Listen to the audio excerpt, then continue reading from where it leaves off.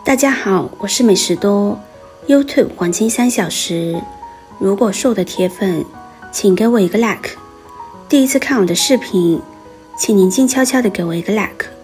俗话说，人老了是一把老骨头，全靠骨架在撑着。年轻人摔一下，拍拍土就站起来了；老年人摔一下，十有八九会骨折。这是因为骨质疏松的原因。造成骨质疏松的原因在于骨质的流失，导致骨密度降低。中医上讲，肾主骨生水，人到中年肾气渐衰，慢慢就会出现骨质疏松。随着年龄的增长，不仅仅是肾气衰退，全身的机能都在衰退。所以想要预防骨质疏松，光是补肾是不行的。今天给大家分享一道食疗方，40到50岁的人坚持吃上1-2个月，腰不酸腿不疼了，人也越来越强壮。首先我们准备15克的莲子，莲子富含蛋白质、多种维生素、矿物质以及微量元素，热量也较高，是很好的氮源、磷源、莲子、锌，含有莲子碱多种生物碱，味道极苦，有清热泻火的功效，还有显著强心的作用，能够扩张外周血管，降低血压。莲子中含有多种维生素和微量元素，具有很好的调节情感、放松情绪的作用。经常吃一些莲子，能够有效的镇静安神，促进睡眠，提高睡眠质量。莲子有利于精子的形成，提高男性生育能力。莲子中所含的磷是细胞核蛋白的主要成分，能够帮助机体进行正常的代谢，有效的维持酸碱平衡，促进精子的形成。莲子中含有大量的微量元素，特别是钾元素相对比较多。钾离子能够有效的维持心脏的功能，参与体内的新陈代谢，降低中老年人中风的风险，并且还能够扩张外周的血管，有效的帮助降低血压。接着再准备10克百合，百合是一款老少皆宜的营养佳品，中医用百合作为止血、活血、清肺润燥、滋阴清热、理脾健胃的补药。现代研究表明，百合具有明显的镇咳、平喘、止血等作用。百合能够提高淋巴细胞转化率和增加液体免疫功能的活性。百合还可以抑制肿瘤的生长。百合它还是一剂滋补良药，它含有骨质疏松患者人体所缺乏的蛋白质，以及钙元素、胡萝卜素、维生素 B1、B2、维生素 C 和脂肪、磷、铁等营养物质，还含有一些特殊的营养成分，如秋水仙碱等多种生物碱。这些成分作用于人体，还具有良好的滋补作用，对于虚弱、慢性支气管炎、结核病、神经功能症等患者都有很大的帮助，而且对于多种癌症都有一定的疗效，也是一种天然的抗肿瘤药物。再准备10克的红皮花生，花生它是一种坚果，被人们称为长寿果，它有很多的功效和作用。花生中含有油脂和多种维生素，能够对抗纤维蛋白的溶解，有促进骨骼造血小板的功能。对于多种出血性疾病，不但有止血的作用，对人体造血功能还有一定的辅助作用。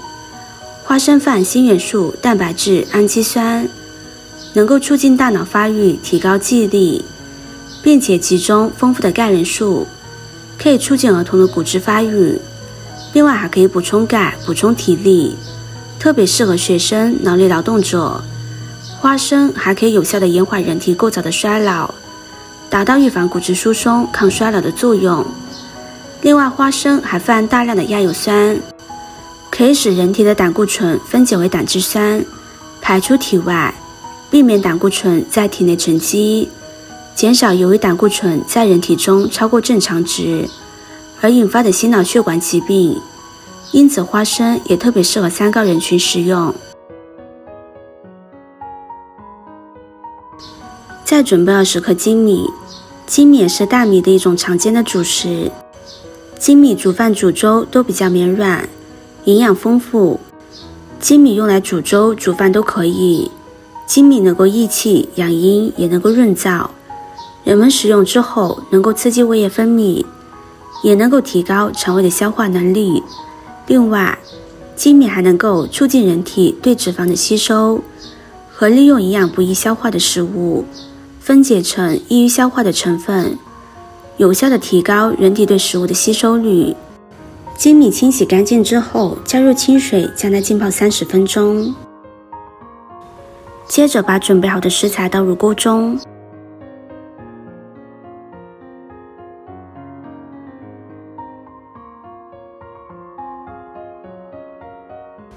再加入适量的清水，清水的量要一次性加够，然后盖上盖子，先用大火煮开，转小火慢煮30分钟。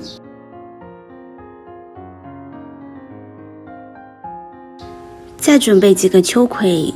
秋葵被誉为蔬菜之王，是因为其中有丰富的蛋白质、脂肪、钙质、氨基酸，还有很多的微量元素。秋葵可以用于骨质疏松患者，特别是有助于补充体内的钙质。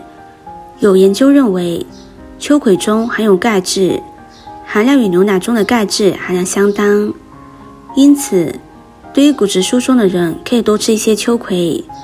秋葵还具有抗血糖的作用，对于糖尿病患者来说，吃秋葵也是一味非常好的蔬菜，可以促进糖原分解代谢，促进胰岛功能的释放。秋葵清洗干净之后，将它切成圈，切好之后放在一旁备用。时间到之后，我们打开盖子看一下，里面的粥已经煮得非常的软烂了。这个时候，我们再把秋葵倒进来，继续煮上5分钟左右。秋葵不宜久煮，大约5分钟就好。煮久了，它的营养物质会流失。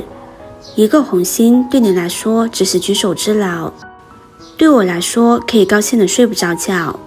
这个视频，麻烦您帮忙点一个免费的小红心吧，非常的感谢。煮好的粥加入少许的食用盐，简单的调一下味，就可以装碗开吃了。如果有骨质疏松的朋友，可以坚持喝上几个月。我们可以把它当做早餐，或者吃正餐的主食。骨质疏松就像衰老一样不可逆，这道粥只不过可以使骨量暂时不流失，或者流失的速度大大的减缓。这道粥还有健脾益气的作用，调整整个人的精神状态，所以会让人感觉越来越有精神。人到中年，只要能缓解骨量的流失，一样能避免骨折，保证健康。今天的分享就到这里了，视频看到这里了，麻烦各位哥哥姐姐动动小手给我点个赞吧。点击我的头像，可以看到更多的养生视频。我们下个视频见啦！